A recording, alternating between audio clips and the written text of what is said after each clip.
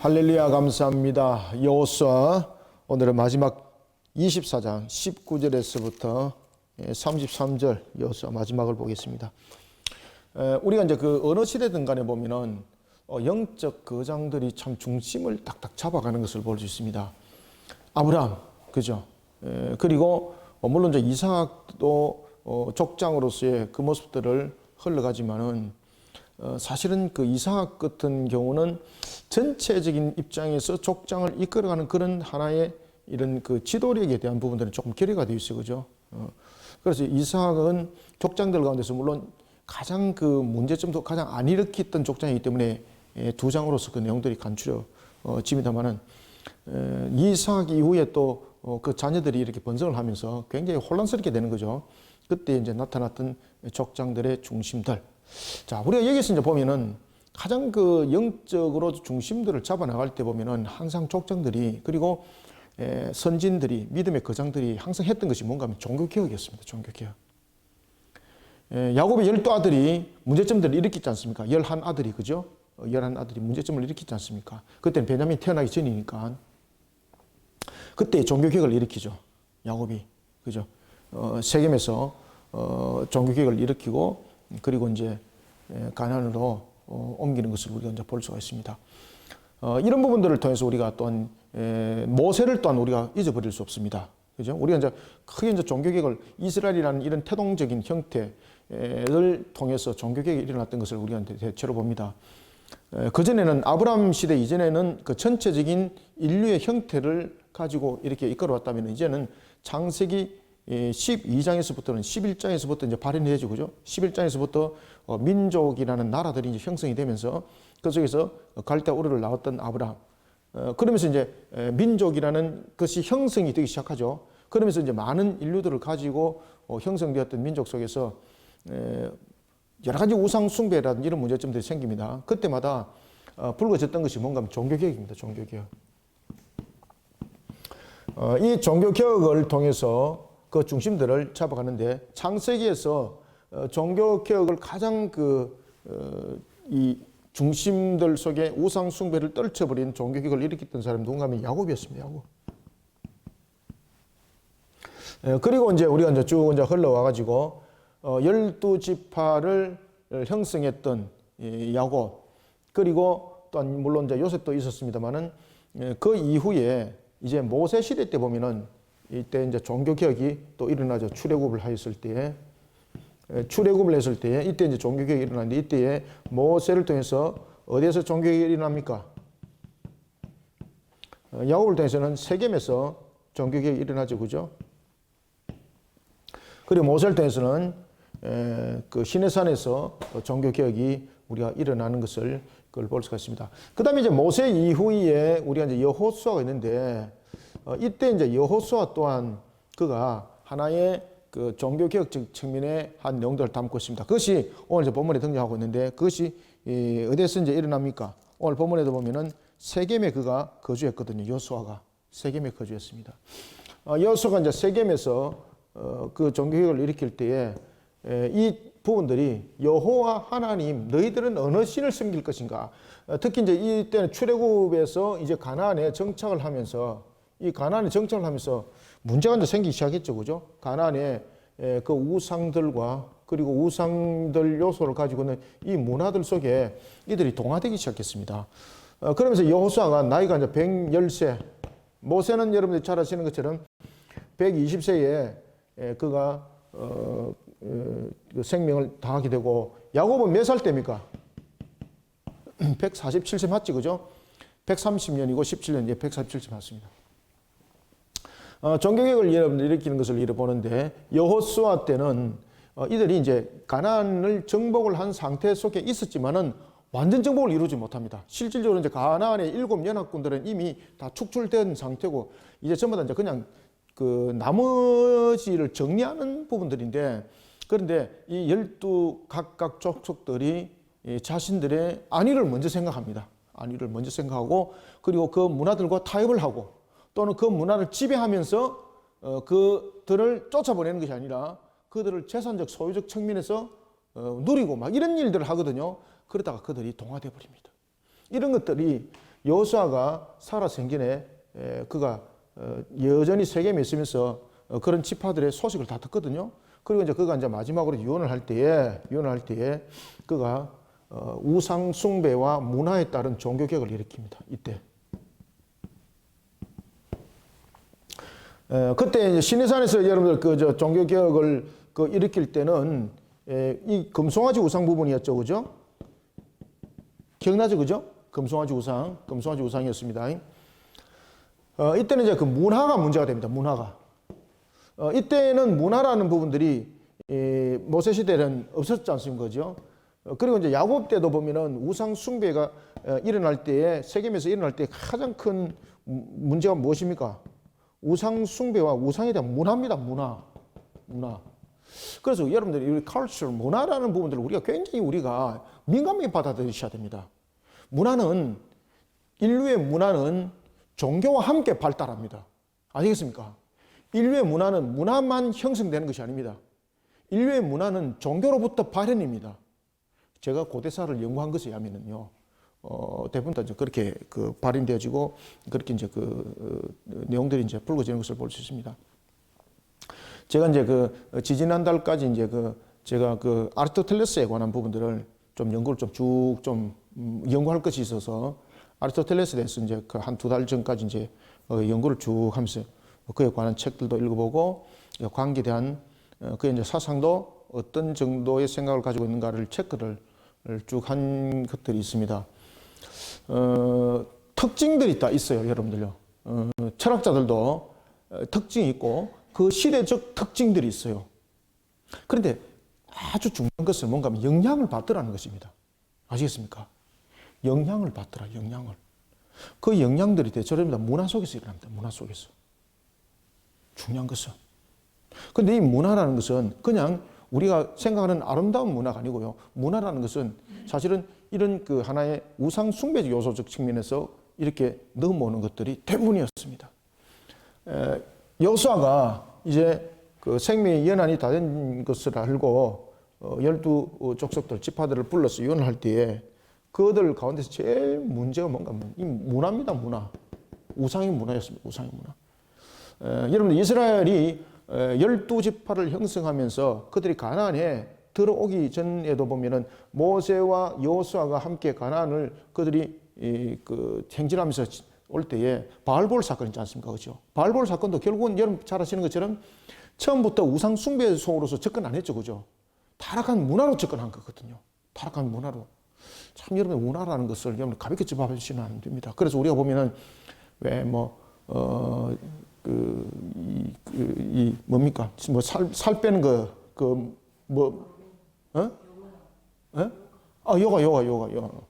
사람들이 그걸 갖다가 말이지, 하나의 살 빼는 무슨 운동처럼 이렇게 해가지고 한국에 쫙 한 대 퍼졌잖아요. 그다음에 또 한국에 또 한 대 쫙 퍼졌던 거 지금 도를 아십니까? 이래 길에 지하철 같은 데 보면은 단을 아십니까? 이렇게 해가지고 이런 부분 전부 다 여러분 보시면은 우상숭배 문화 속에서 나온 거잖아요. 우상숭배 문화 속에서. 근데 우리는 이것을 쉽게 접하더라는 겁니다, 이것을. 쉽게 이것을 또 교회에서 또 권장하고 가르치고, 제가 부교육자 쓸 때 제가 완전 제가 졸다고 넘어질 뻔했습니다, 제가. 그래서 제가 이제 금요 기도 때 인도하면서 제가 그 부분들을 제가 강력하게 제가 한번 부인 한번 한 적이 있었습니다. 심지어 여러분 목회자들이 그것을 이렇게 우리가 살 빼는 체조가 있습니다, 이러면서 가르치고 이러는 거예요. 그래서 제가 제가 완전히 넘어질 뻔했습니다, 제가. 이런 무지 속에 우리가 있습니다. 문화는 그냥 문화로 받아들이는 줄 알고 있는데 천만입니다. 문화 속에 여러분 우상 숭배 요소가 굉장히 많습니다. 아시겠습니까? 우리가 달집 태우는 거, 이 해운대에서 그런 거 하잖아요, 1년에 한 번씩. 그건 뭡니까? 전부 다 우상 숭배잖아요, 그죠? 이건 문화가 아닙니다, 이것은. 이런 부분들을 우리가 쉽게 접하는데 사실은 이 문화 속에 젖어들어서 결국 넘어짐을 당하는 겁니다. 우리가 새벽에 일어났던 151명, 지금 계속해서 늘어나더라고요. 151명. 와, 여러분들 한 명이 사망해도 얼마나 가슴 아픕니까? 와. 근데 그게 폭이 한 5m 되고요, 길이가 한 50m 되는 내리막길에서 뒤에서 누군가 밀어버린다는 거예요. 와. 이렇게 장난친다고 밀리니까 영차 영차 이러면서 같이 구호를 외치면서 뒤에서 밀었대요. 이렇게. 그래가지고 이것이 도미노처럼 탁 이렇게 넘어져 지금 압살 당한 거예요. 넘어지는 거 보고 사람들이 빨리 구조를 해야 되는데 옆에서 미치광 애들처럼 음악 틀어놓고 사람은 넘어져갖고 죽어가고 있는데 거기서 춤추고 있고, 와, 이게 마귀의 집단이 아니고 이게 이해가 되겠습니까, 이거? 여러분, 문화라도 받아들일 문화가 있고 받아들이면 안 되는 문화들이 있습니다. 할로윈데이 같은 건 여러분 문화로 받아들이시면 안 됩니다, 이거. 아이 유치원 때부터 이걸 가르치잖아요, 할로윈데이.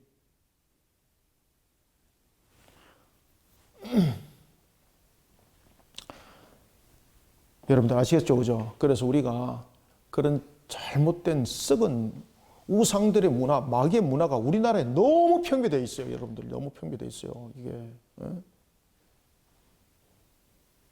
심지어 여러분 할로윈데이 축제를 갖다 교회 속에서 주관해서 하는 교회도 제가 이 미친 짓 하는 것도 아니고 말이죠, 이거를.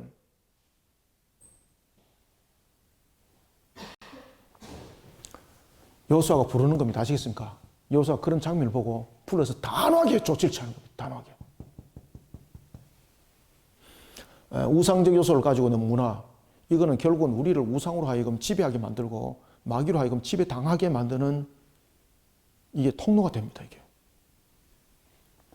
자, 우리 한번 봅시다. 자, 19절부터 봅시다.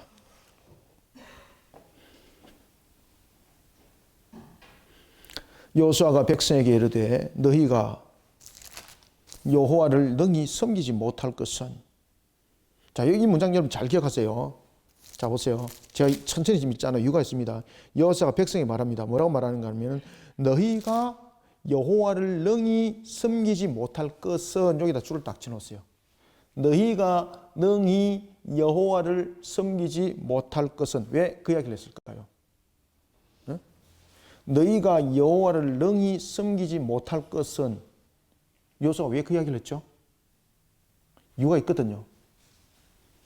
인간은요, 자신의 어떤 결단과 자신의 순수한 능력으로 하나님을 온전히 섬길 수 없다 이 말입니다.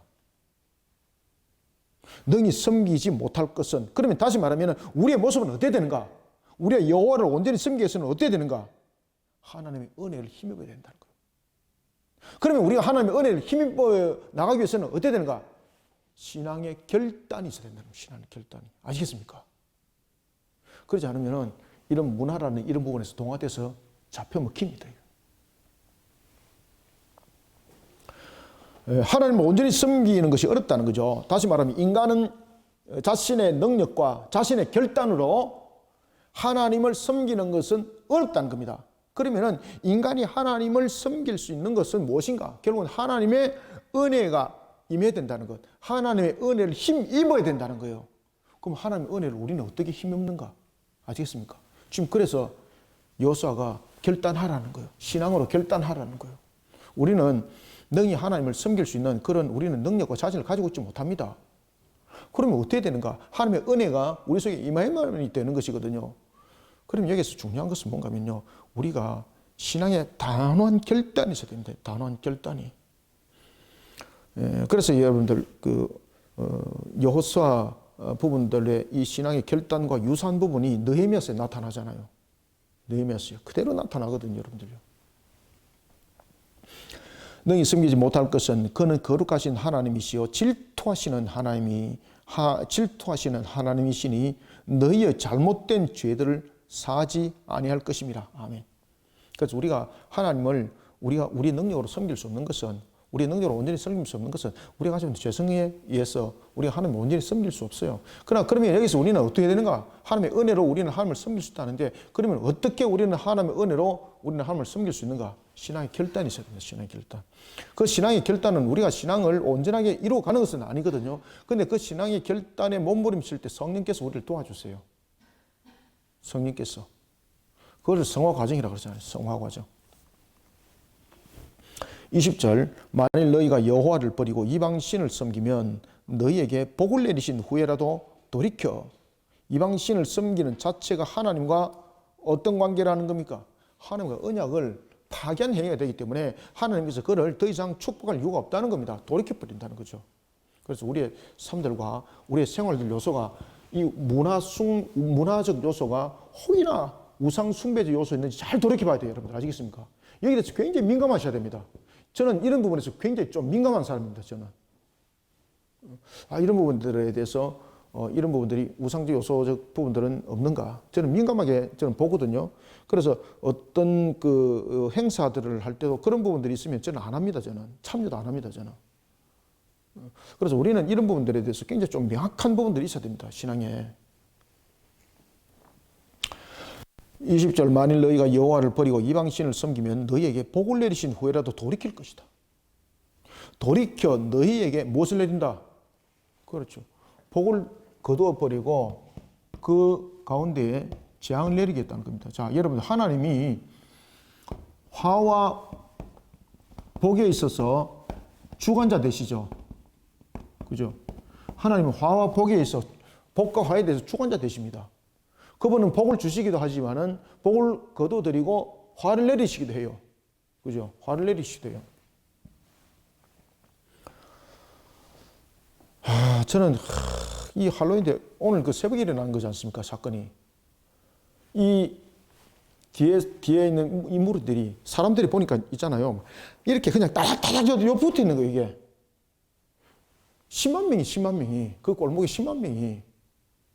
그 완전히 인산이 인해가 된 거죠. 그 이제 뒤에 있는 사람들이 이제 막 전부 다 막 술 먹고 막 춤추고 막 이러니까 막 뒤에서 빨리 가자고 영차, 그것도 막 그냥 단합을 해가지고 그 놀이로 한 거예요, 그게. 그래, 영차 하면서 뒤에서 막 밀어버린 거예요, 이렇게. 뒤에서 밀어버리는데 한 사람이 툭 넘어져 버렸잖아요. 이게 막 다락 다 넘어져 버린 거예요, 이게. 한순간에 죽어요, 한순간에.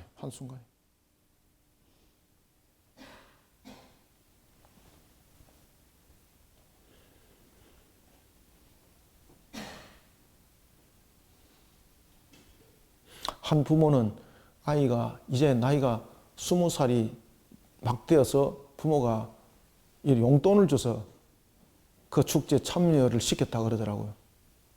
그러니까 우리가 여러분 그런 부분에 대해서 아이들이 무조건 즐긴다.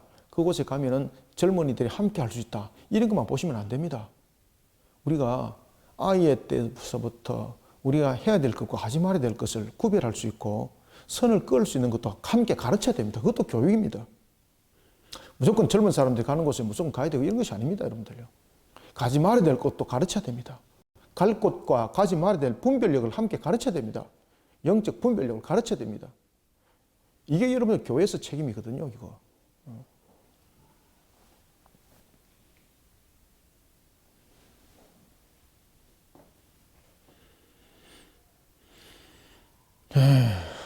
참 봅시다. 만일 너희가 여호와를 버리고 이방 신들을 섬기면 너희에게 복을 내리신 후에라도 돌이켜 너희에게 재앙을 내리시고 너희를 멸하시리라 하니 21절 백성이 여호수아에게 말하되 아닙니다. 우리가 여호와를 섬기겠나이다 하는지라 하면. 자, 이 당시에 왜 여호수아가 여러분 이들에게 그런 이야기를 했는가 아시겠죠, 그죠? 그들이 우상 문화 속에 많이 동화가 되어 있었습니다. 사실은 그들이 우상 숭배를 행하고 있는 이방인들에게 지배당하여서 이런 일들이 일어난 것 아닙니다. 자신들이 지배하는 속에서 지금 일들을 겪고 있는 겁니다. 기가 막히죠, 그죠? 왜 그랬겠습니까? 그래서 신앙과 우리의 여러 가지 신앙들은 항상 이런 타협점을 만들어 가지고 이 타협점에서 자신의 이익과 실리를 계산하고 합리를 계산하고 이 속에서 다 무너집니다. 특히 이제 신학 부분에 대해서도 이제 독일에 잠깐 여기까지 왔기 때문에 제가 이제 말씀을 드리겠는데 실리적 신학과 합리적 신학들이 이 신학들이 독일에서 발전하거든요. 독일에서 바사라든지 이런 부분들을 통해서 이제 그 합리주의가 이제 등장하고 문서설과 그다음 비평설에 관한 부분들이 등장하거든요.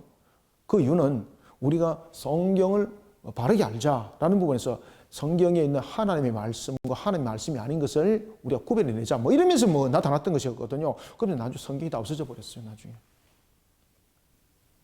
이것은 하나님의 직접 말씀이 아니니까 빼고 이것은 사람이 인용하는 그게 나중에 성경이 없어져 버리는 거죠. 하나님께서 사람을 통해서 이렇게 간접적 언어를 통해서 우리에게 지금 이야기를 하고 있습니다. 지금 이 내용은 하나님이 말씀하시는 것이 아니라 여호수아가 지금 말을 하는 거잖아요. 근데 이것이 하나님 말씀인가 하나님 말씀이 아닌가? 이거 여호수아가 이야기한 거네. 하나님 말씀이 아니야. 이렇게 다 빼버린 거죠. 근데 하나님은 말씀 주실 때에 우리의 형편과 환경을 통해서 하나님께서 그것을 인용하여서 말씀이 되게 하세요. 아시겠습니까? 그래서 하나님의 말씀은 우리에게 직접적 언어로서 우리에게 주신 말씀도 있지만은 환경을 통해서 주신 하나님의 말씀도 있고 이와 같은 사건을 통해서 주신 말씀도 있고 그래서 사건을 통해서 하나님의 음성을 들으라 그러잖아요. 여호수아를 통해서 이야기를 하지만 이것은 하나님께서 그의 입을 통해서 이렇게 증거되어짐이거든요. 그것을 지금 성경에 기록함이에요. 이게 하나님의 말씀이에요, 여러분들요.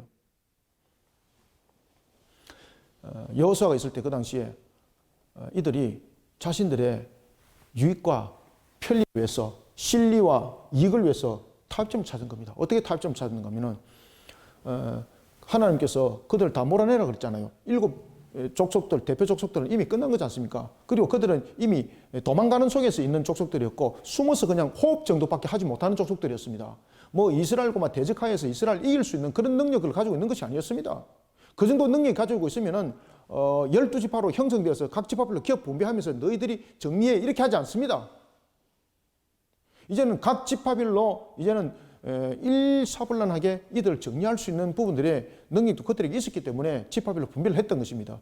그런데 자신들이 볼 때에 얘들 쫓아보내면은 나에게 손해야. 차라리 종처럼 사용할 수 없을까? 이렇게 해서 타협점들이 들어온 겁니다. 이익과 실리를 위해서. 그러다가 그들에게 문화에 동화되어 버렸어요. 자신들이 지배를 하면서 문화에 동화되어 버렸어요. 지배 당한 것이 아니라. 그리고 심지어 쟤네들은 좀 쫓아보내니까 우리가 좀 힘들 것 같다. 그냥 내둬버려. 저들은 이미 우리에게 겁을 먹어서 우리에게 상대도 못하게 돼 있어. 그렇게 내버려 둔 그들 속의 타협점을 통해서 그들은 동화되어 버렸습니다. 우스운 거죠. 그래서 여호수아 그것을 딱 보고 유언을 남기면서 그렇게 이야기를 하는 겁니다. 여호와를 버리고 이방 신을 섬기면은 하나님께서 복 내리신 후에도 그 복을 거둬버리고 너희들을 저주하여서 멸할 것이다. 그러니까 여호수아가 뭐라 그러는가 하면은 너희들이 분명히 결단 내려라. 여호수아가 말합니다. 나와 우리 집은 여호와를 섬기겠다. 21절. 그러니까 여호수아가 그러면 너희들도 이제 누구를 택할 것인지 확실해라. 여호와를 택할 것인지 아니면은 너희가 섬기고자 하는 그 신들을 너희가 지금 이 문화 속에 동화되어 있는 그 신들을 섬기려면 그렇게 하든지 둘 중에 확실해라. 지금 여호수아가 지금 이렇게까지 놓은 겁니다. 지금. 그렇게 놓기까지는 지금 이 문화적 부분들이 얼만큼 이들에게 지배적으로 지금 영향력을 끼치고 있을까 아시겠죠, 그죠? 그래서 문화적 요소가 여러분 아무것도 아닌 것처럼 생각하시면 안 됩니다. 종교와 문화 별것이다? 천만에 여러분들 별것이 아닙니다. 우상숭배적 요소를 가지고 있는 문화는 교회 속이라든지 그런 부분에서 우리 결단력 분명해야 됩니다. 아니 그러면 그 속에서 잡혀먹힘을 당합니다. 이거 반드시 이거. 할런데이에서 지금 잡혀먹겠잖아요, 지금.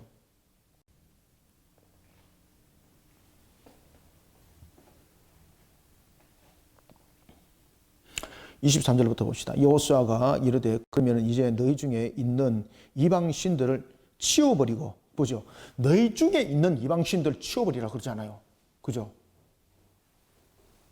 너희의 마음을 이스라엘의 하나님 여호와께 향해라. 왜 너희들의 마음을이라고 말했을까요? 이 마음은 우리가 일반적으로 정서 이런 것들을 우리가 마음이 둔다 이렇게 말하잖아, 그죠? 그럼 이 마음을 두라는 것은 뭔가 이 문화에 지금 동화됐다는 이야기입니다. 이거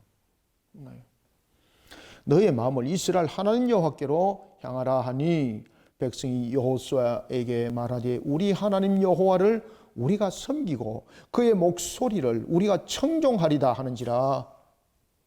그날에 여호수아가 세겜에서 백성과 더불어 언약을 맺고 그들을 위하여 율례와 법도를 제정하였더라. 아멘. 그래서 신앙의 정통성을 지금 세우잖아요. 오전에도 제가 설교했죠, 그죠? 신앙의 정통성이 전통이 되도록 해야 됩니다. 정통이. 신앙의 정통성이 무엇이 되도록 해야 됩니까? 전통이 되도록 해야 됩니다. 전통이 되도록.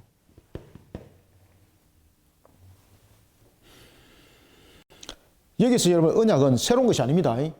여기서 언약은 무엇입니까? 이미 모세를 통해서 주신 하나님의 말씀이에요. 이것을 자신들이 목숨을 바쳐서 따르겠다라고 지금 재확인하는 장면입니다. 이 새롭게 제도 만드는 것 아닙니다, 이거. 그래서 우리가 개혁이라는 것은 무엇입니까? 하나님 말씀으로 돌아가는 겁니다. 하나님 말씀으로. 하나님 말씀으로 돌아가는 거.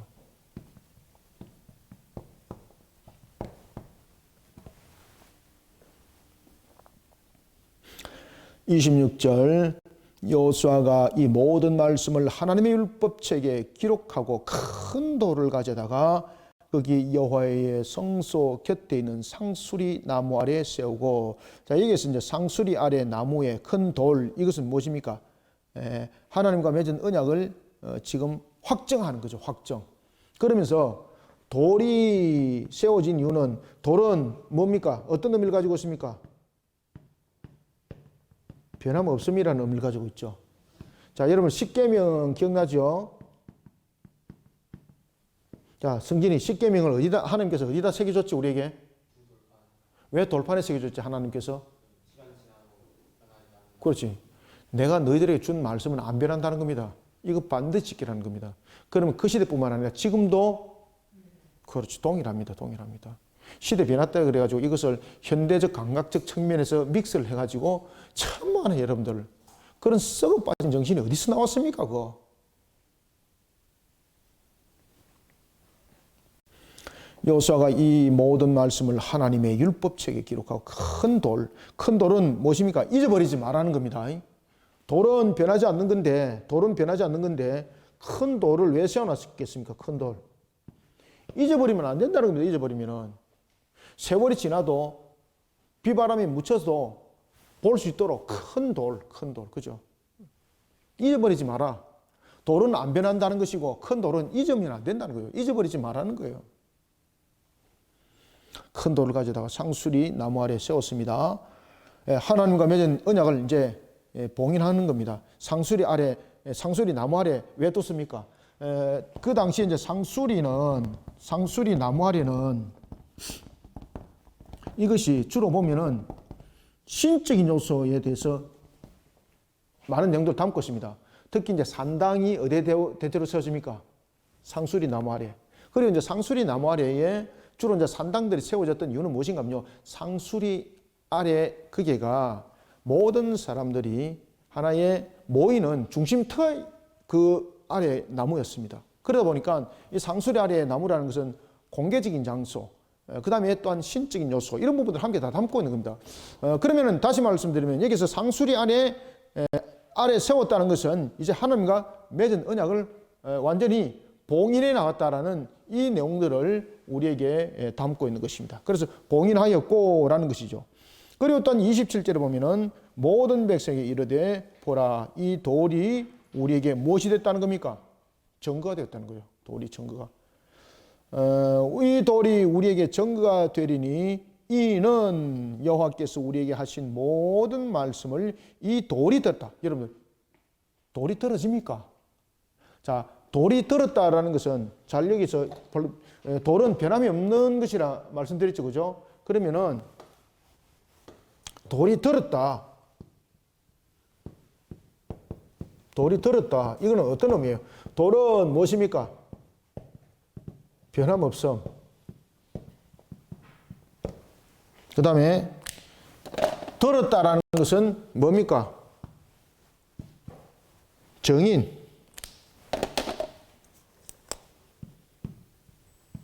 들었다는 것은 정인이죠.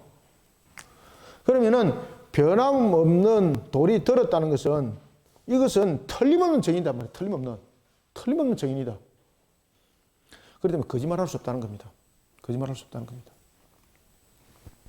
이 돌이 들었습니다 라는 것은 틀림없다는 것이고, 그리고 이 언약은 안 변한다는 것이고, 그리고 거짓이 없다는 것입니다.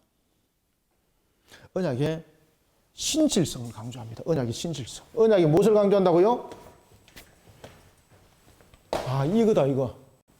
네.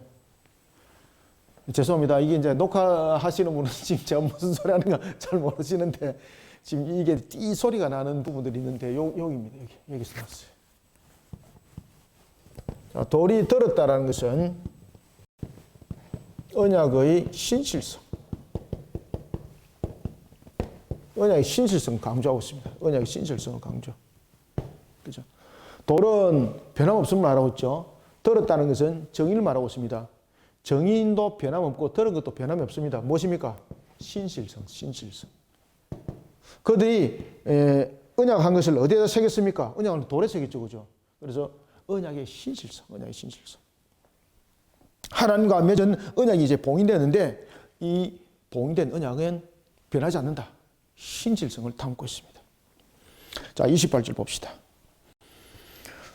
백성을 보내어 각기 기업으로 돌아가게 하였더라. 자, 이제 여호수아가 이 모든 것을 언약을 봉인한 다음에 이제 그들을 돌려보냅니다. 언약을 안 이후에 그가 돌려보낸 이유는 이제 자신과 모습 속에서 자신이 행할 수 있는 모든 것은 다 했죠. 그 다음에 언약을 했죠. 그러고 난 뒤 이제 그들이 돌아갔습니다. 이 언약이 돌판에 새겨졌고 이제 돌아갔다는 것은 이 시간 이후에 이 행함이 실현된다는 겁니다. 그러면 하나님의 말씀대로 너희들이 바르게 세워지면은 너희들은 복에 갈 것인데 너희들은 하나님의 말씀을 벗어나게 되면은 그 복이 어떻게 된다? 거두어지고 이제 화가 재앙이 임하게 된다는 것을 공식적으로 선포를 하고 이제 돌려보내는 겁니다. 그러면서 여호수아가 그 생명이 거두어졌을 때 나이가 110세였습니다. 110세. 자, 저와 여러분들도 생을 마감할 날이 안 오겠습니까? 그때 생을 마감할 때 이와 같이 여호수아처럼 모세처럼 우리의 생의 마감들을 멋지게 되는 거예요. 멋지게, 그죠? 쫙 불러놓고 이제 신앙으로 유언을 함께 남기고 유산도 남기고 이렇게 그때의 자녀들의 모습들은 이와 같은 문화에 찌들은 문화 속에 세속의 문화 속에 병들은 모습이 되면 안 됩니다. 그죠? 그들의 모습을 보기만 해도 그저 기쁘기만 하고 그들의 모습을 보기만 해도 감사하기만 하고 이런 모습이 돼야 되는 겁니다. 예. 자, 29절 봅시다. 이 일 후에 여호와의 종. 자, 여러분들 모세가 여기 아까 이야기하려다가 내가 지워버렸네.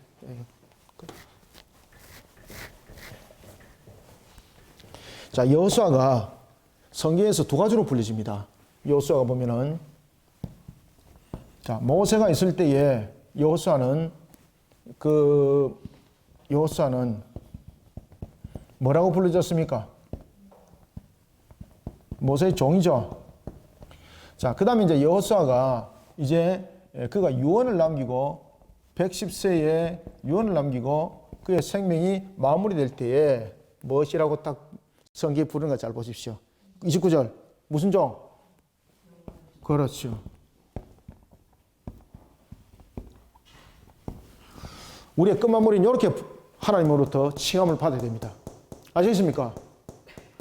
저와 여러분들이 마지막 생을 마감할 때 하나님한테 이렇게 기록돼야 됩니다. 그는 나의 종이었다. 나의 종이었다. 이렇게. 지금 우리 모든 그리스도교 성도들은 하나님께 이렇게 아마 부름받고 있을 겁니다. 그는 나의 종이었다. 이렇게 부름받아야 됩니다. 이 일 후에 여호와의 종 눈의 아들 여호수아가 110세에 죽음에 여호수아의 첫 시작을 한번 보십시오. 자, 여호수아 1장 한번 보세요. 자, 여호수아 1장 여호와의 종 모세가 죽은 후에 그죠? 여호와의 종이죠. 모세가. 그런데 여기에서 나타나는 눈의 아들 여호수아는 모세의 수종자죠. 누구의 종? 그렇죠. 1장 1절에서 모세의 종으로 시작해서 마지막에 여호와의 종으로 끝납니다. 종으로. 우리의 시작은 우리가 하나님의 종으로서 출발을 안 했잖아요. 저와 여러분들은 불신자들이 있지 않습니까? 그렇죠? 물론 이제 우리 박임혜 권사님은 이제 모태 신앙 속에서 이제 태어났습니다만은 저도 모태 신앙은 아니거든요. 저도 초등학교 5학년 때 이제 예수를 믿게 되면서 한 50년 가까이 제가 이제 예수를 이제 믿게 된 것이거든요. 제가. 그러나 우리가 그 시작은 불신자로 시작됐지만은 지금은 하나님 앞에 여호와의 종으로 부름받은 이것이 얼마나 복된지 모릅니다. 아시겠습니까? 우리의 모습들이 이러한 모습 속에서 하나님께 영광이 되어야 됩니다. 30절 그들이 그를 그의 기업의 경내에 딥낫세라에 장사하였으니 딥낫세라는 에브라임 산지 가서 산 북쪽이었더라. 이스라엘이 여호수아가 사는 날 동안 여호수아 뒤에 생존한 장로들, 자 보세요. 여호수아가 있었습니다. 그 다음에 여호수아 동대에 있었던 생존한 장로들이 있을 때에 그들이 사는 날 동안 모두 다가 여호와를 섬겼다는 거죠. 그런데 그 이후에 문제가 이제 생기는 거죠. 그죠? 그것이 사사시대죠. 그래서 전통이 돼야 됩니다. 이거 잘 해야 됩니다. 이거 당대에서 끊어지면 안 됩니다. 그렇기 때문에 이 정통성이 계속해서 가르침 받아져야 되는 겁니다. 이런 신앙의 정통성은 절대 현대화가 되어서는 안 되는 겁니다. 현대화라는 것은 뭐 세속적인 부분들이 함께 들어오는 부분들을 우리가 함께 말하고 있는 것이거든요. 그렇기 때문에 항상 정통성이 전통이 되도록 우리는 신앙을 잘 가르쳐 나가야 됩니다. 이스라엘이 여호수아가 사는 날 동안 여호수아 뒤에 생존한 장로들 곧 여호와께서 이스라엘을 위하여 행하신 모든 일을 아는 자들이 사는 날 동안 여호와를 섬겼더라. 그래서 하나님을 향한 신앙보다는 그들의 사후에 이어질 불순종을 지금 예상하고 있는 거예요. 지금 사사기로 이제 우리가 이제 넘어가지만은 물론 이제 이 여호수아가 사사기가 앞으로 펼쳐질 것입니다. 그 얘기를 하는 것은 아니거든요. 그런데 이제 이 내용들에게 통해서 우리에게 이제 주어지고 있는 메시지 중에서는 뭔가면은 지금은 이제 순종하는 길을 걸어가지만 이들 사후에 이스라엘이 불순종이 지금 예상되고 있죠. 그 불순종이 예상되어졌던 이유가 가장 큰 이유가 무엇입니까? 정통성을 전통으로 전하지 못했기 때문입니다. 32절 또 이스라엘 자손이 애굽에서 가져온 요셉의 뼈를 어디에다 장사하죠? 그때는 이제 세겜이 중심이 되었던 거죠. 세겜에 장사하였으니 이곳은 야곱이 100커시타를 주고 세겜의 아버지 하모리 자손들에게 산 밭이라. 그것이 요셉 자손의 기업이 되었더라. 아론의 아들 엘라살도 죽음에 그들이 그의 아들 비나스가 에브라임 산지에서 받은 산에 장사하였더라. 아멘. 그래서 우리가 언젠가는 저와 여러분들 죽습니다. 그런데 우리의 죽음은 불신자들의 죽음과 다른다는 거 알고 계시죠?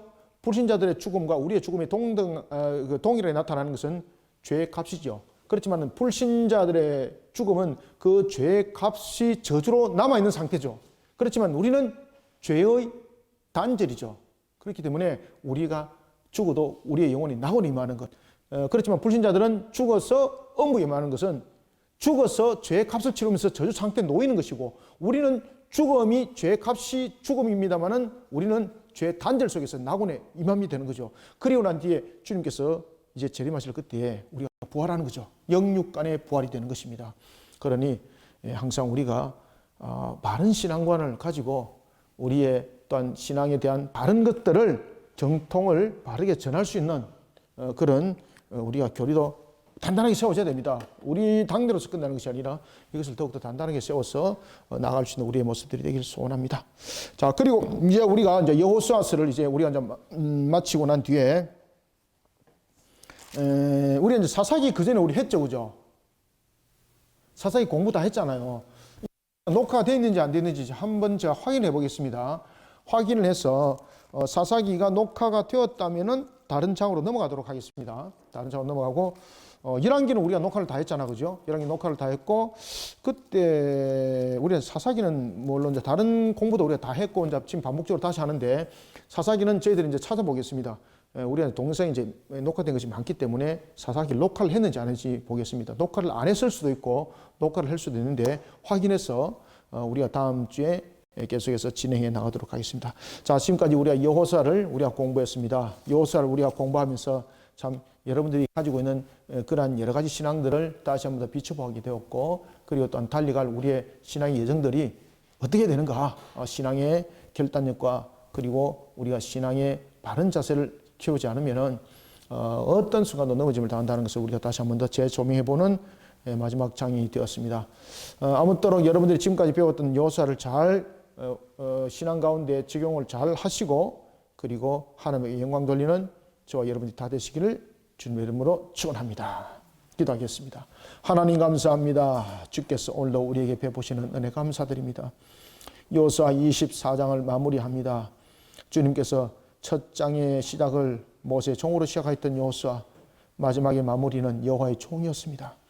우리의 모습, 삶들이 세상 속의 종과 같은 삶들을 살아왔지만은 이제는 여호와의 종의 모습으로 우리를 세우시고 달려가게 하시는 하나님, 우리 모든 거리신교회 성도들 하나님의 은혜 속에 달려갈 여정에 강함을 다해 주시고 세상 속에 하나님의 빛과 소금으로서 그 역할들을 온전히 감당해내어 주 앞에 영광 되게 하여 주옵소서.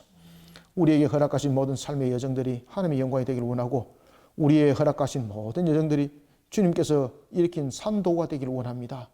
어찌 우리의 능력과 어찌 우리의 권세로서 주님의 영광이 되겠습니까? 성령님, 우리를 감동 감화시켜 주님의 영광 되게 하여 주옵소서. 우리의 부족함을 아시고 우리의 연약함을 아시고 우리의 무자심을 아시는 하나님이여, 모든 것이 하나님의 영광이 되도록 우리를 충만케 하사 주님의 거룩한 산도가 되기에 부족함이 없게 하여 주옵소서. 나라 가운데 큰 슬픔이 봉착하였습니다.